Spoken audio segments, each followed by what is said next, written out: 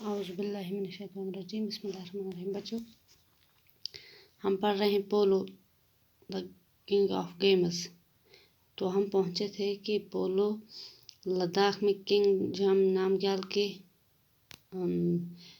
دور میں آیا ہے، جب اس نے ایک خاتون جو بلتستان سے تھی، جن کا نام غیال خاتون تھا، ان سے شادی کی۔ تو اس دوران اس نے لداخ میں قدم رکھا پولو نے۔ تو کچھ کہتے ہیں کہ نہیں، یہ بلتستان کی جو بلتکس کی کالنی ایک سیٹلڈ ہوئی تھی جوش میں، تو وہاں سے اس نے جنم لیا۔ تو اب دیکھتے ہیں۔ Chushot Ghats own polo ground where every year on 21st March polo is played to celebrate Nowroz۔ کہتے ہیں کہ چوشوٹ جو ہے وہاں پہ پولو کا اپنا ایک پلے گراؤنڈ ہے، جہاں پہ ہر سال 21 مارچ کو پولو سیلیبریٹ کیا جاتا ہے نوروز منانے کے لیے۔ Polo in Ladakh is not exclusively for the rich. Almost every village has its polo ground called Shagran. کہتے ہیں کہ پولو لداخ میں صرف امبیروں کی گیم نہیں ہے، کھیل نہیں ہے، بلکہ یہاں پہ ہر گاؤں میں پولو کے چھوٹے چھوٹے گراؤنڈ ہیں، جنہیں وہاں لداخی لوگ شگران کہتے ہیں۔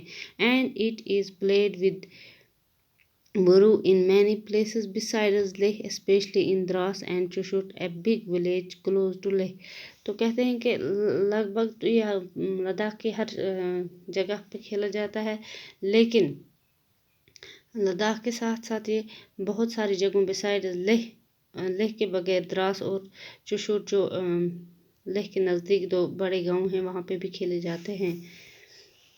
Seng Namgyal, the king of Ladakh, laid the first royal polo ground in the Motsei garden below Leh in the 17th century۔ کہتے ہیں کہ جو کنگ نامگیال تھا، انہوں نے لداخ میں پولو پلے گراؤنڈ جو پولو کے لیے بنایا، پہلا مشہور پولو گراؤنڈ جو لداخ میں ہے، وہ کنگ نامگیال نے بنایا موٹسے میں، جو لeh گارڈن میں 17ویں سنچری میں۔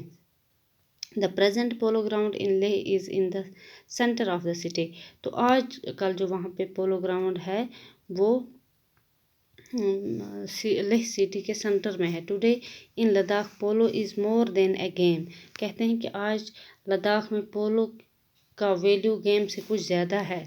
It is a part of the cultural heritage۔ اس کو کلچرل ہیریٹیج بھی مانا جاتا ہے۔ The game draws huge crowds with people donning their traditional colorful costumes۔ کیونکہ جب یہ کھیل لگتا ہے تو وہاں پہ لوگوں کو دیکھا جاتا ہے کہ وہ بہت سے کلچرل ایکٹیویٹیز وہاں پہ کرتے ہیں۔ وہ اپنے ٹریڈیشنل جو ان کا پرانا جو ان کا کلچر ہے، بہت سارے کلرفل لداخ کا کلچر، تو وہ کسٹمائز کرتے ہیں۔